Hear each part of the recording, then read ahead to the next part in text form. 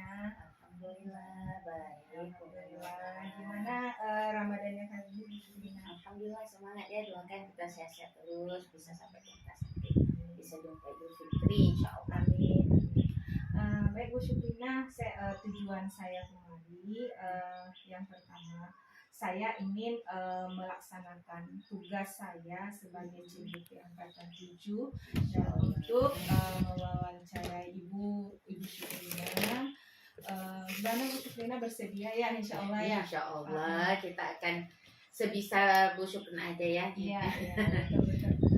Jadi di sini topik yang akan kita diskusikan adalah mengenai kepemimpinan dalam pengambilan keputusan di sekolah ya.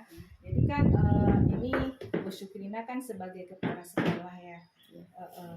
Mungkin selama Bu Syukrina menjadi kepala sekolah, ada tidak kasus atau kejadian-kejadian yang ada di sekolah dan pernah Bu Syukrina tangani?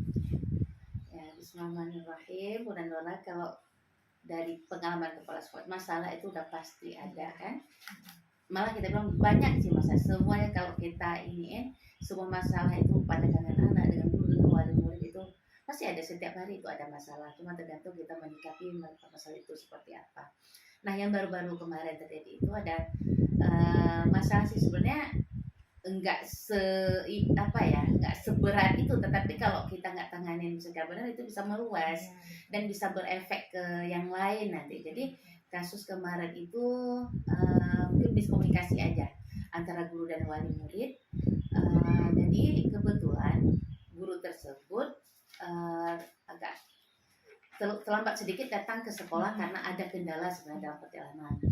Nah, wali murid tersebut langsung memposting karena beliau yang pertama datang ke sekolah itu, anaknya belum ada yang tungguin di sekolah, langsung memposting dan memfoto sekolah masih kosong gitu. Pas 3 menit setelah itu datang bu guru yang terlambat tadi. Nah, terjadi pembicaraan di antara mereka.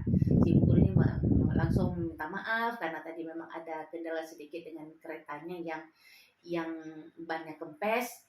Kemudian dengan anak juga langsung disapa, ibu langsung minta maaf nak ya, guru terlambat, ini terima kasih sudah ditungguin, sudah seperti itu ngomongnya. Tetapi si wali murid orang tuanya itu sedikit langsung berpikir negatif, dia tidak bisa terima itu. Dan bu guru kebetulan mungkin emosi kita yang tidak stabil juga, merasa malu karena diposting di grup itu kan langsung keceplosan juga sih bu guru, maaf bu, sedikit telat dari bu guru tapi ibu langsung posting. Tapi sebenarnya kan si anak kita ini selalu terlambat dijemputnya di sekolah gitu. Tambahlah emosi si wali murid tersebut karena karena langsung di kick seperti itu oleh bu gurunya kan, itu karena emosi itu kalau dari lihat, karena emosi bu gurunya yang memang gak stabil juga karena langsung diposting, dan wali murid di cara bu guru kita memberitahukan di saat yang itu juga belum bisa terima. Nah, akhirnya sampailah cerita itu ke saya coba diskusikan kenapa ini, karena ada beberapa wali murid juga berusaha menelpon menanyakan.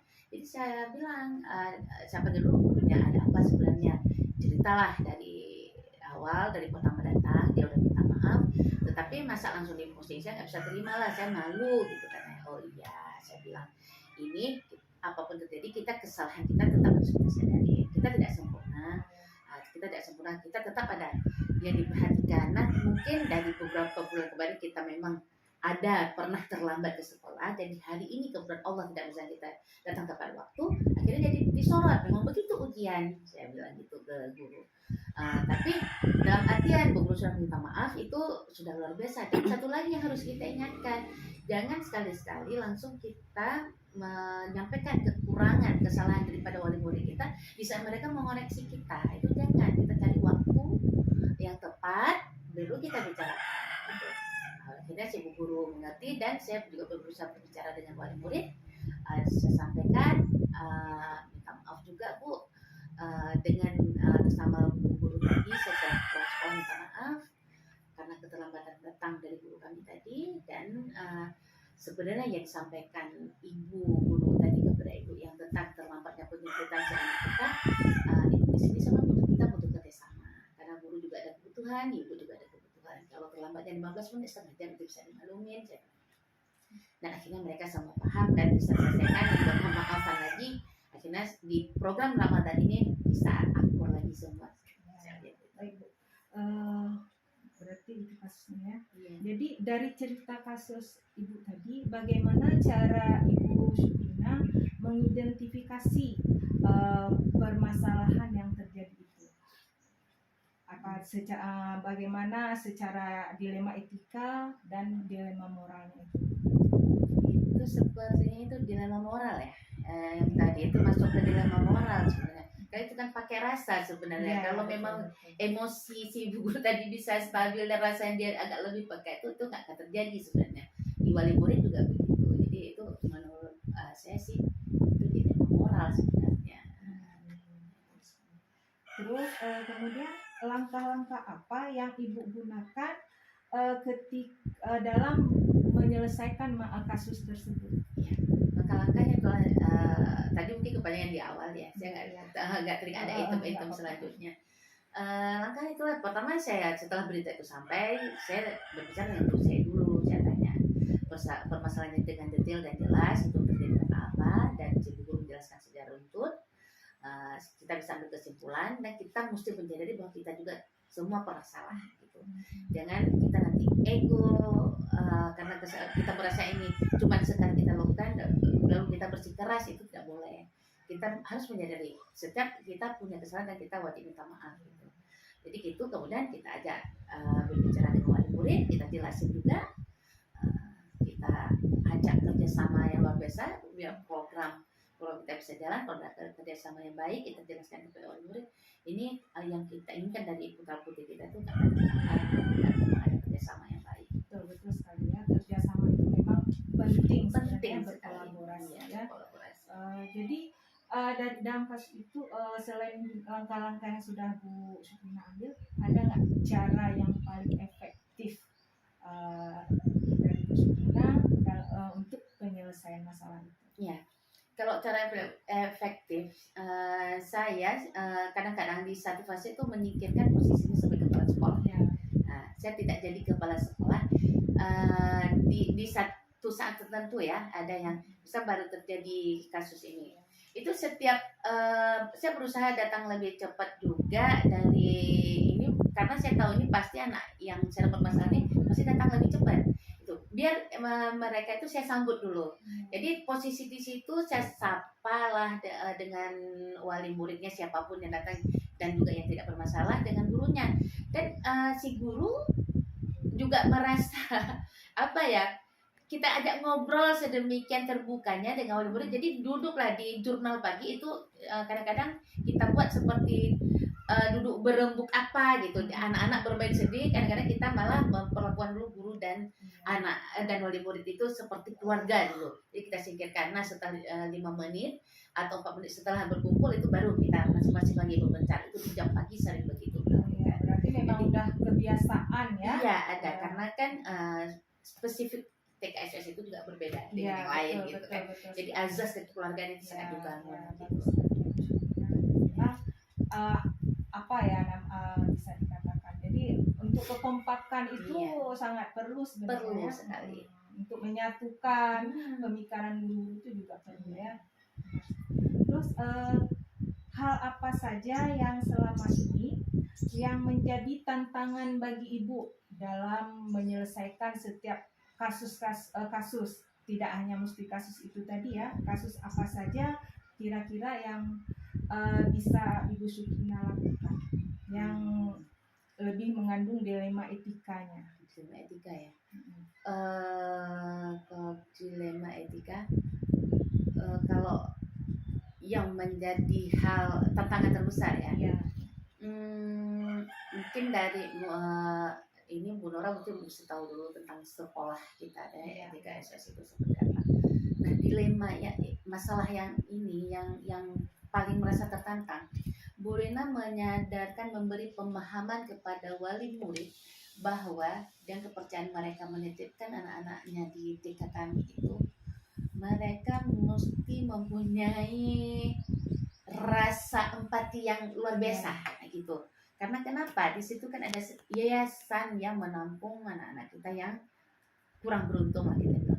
Jadi di saat berkegiatan, bersosialisasi nanti anak-anak kita dengan anak SOS itu sendiri, itu sangat butuh dukungan dan pemahaman para wali murid itu sendiri. Nah, jadi tantangannya, Bunai, tantangan terbesar itu bagaimana cara menyadarkan wali murid itu menumbuhkan rasa empati luar biasa daripada orang tua terhadap anak-anak kita yang ada di SOS itu dan menanamkan kepada anaknya sendiri. Itu karena mereka yang di SOS itu butuh teman bermain, butuh support dari kita di luar, karena itu bukan tanggung jawab SOS semata, sebenarnya tanggung jawab kita semua lah yang di situ kan. Jadi itu tantangan. Bagaimana cara menumbuhkan rasa empati daripada wali murid itu sendiri terhadap anak-anak di SOS yang mempunyai beragam macam masalah dalam kehidupannya. Terus kira-kira Bu Syukri, Bu Rina, apa namanya, kalau ketika sesuatu terjadi atau berupa kasus, kira-kira Bu Syukrina penyelesaiannya itu seperti apa? Apakah langsung diselesaikan saat itu juga atau mungkin ada jadwal-jadwal yang direncanakan? Ya, itu tergantung seberapa besar masalah. Ada yang memang insiden terjadi gitu kita selesaikan, dan memang ada jadwal yang kita buat juga. Misalnya setelah dilapornya kita ketahuan ada masalah, itu mungkin nanti kita duduk musyawarah dulu. Ini kapan nih kita semua bisa duduk berembuk? Nah, itu mungkin tergantung sih ya, tergantung permasalahan. Kalau memang yang di jadwal itu mungkin kita hadirkan semua termasuk yayasan. Kalau memang masalahnya itu lebih berat ya, itu ada jadwalnya. Ya, betul-betul. Berarti kadang tergantung masalah ya, yang bisa diselesaikan hari itu ya selesaikan. Yang memang kira-kira rumit ya ada jadwal. Baiklah, kemudian ada nggak orang yang bisa membantu ketika ada permasalahan tersebut, beliau itu bisa menjadi penengahnya atau bisa membantu Bu Rina untuk menyelesaikan masalah? Alhamdulillah ada yang dari, karena kebetulan kan ada juga psikolog ya di SOS ya, insya Allah ada yang membantu.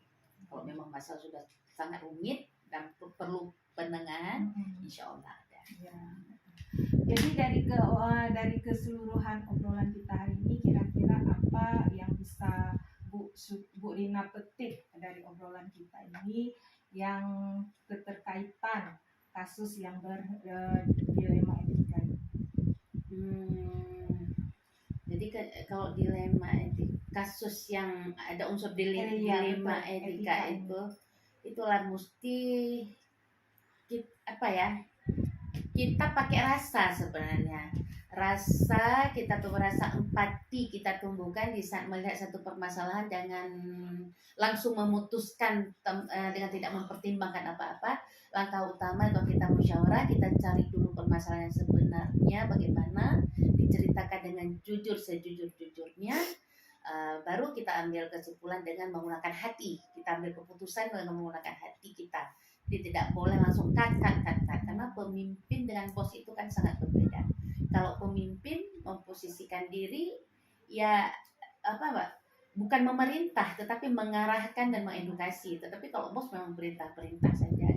Jadi itulah tugas pemimpin, bisa melihat dengan berbagai sudut pandang kepada permasalahan yang dihadapi di lembaga yang dipimpinnya atau kepada lingkungan sekitar gitu.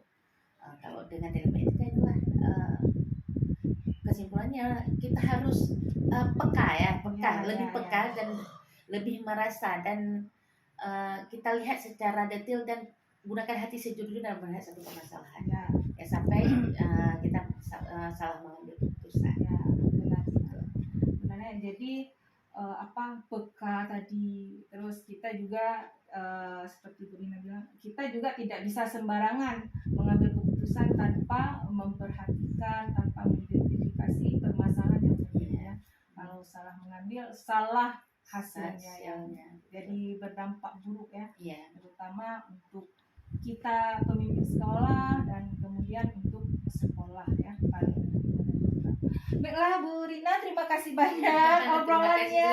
Minta maaf ya banyak kurang-kurangnya Bu Tidak Nora ya. masalah, tidak masalah. Ini cuma obrolan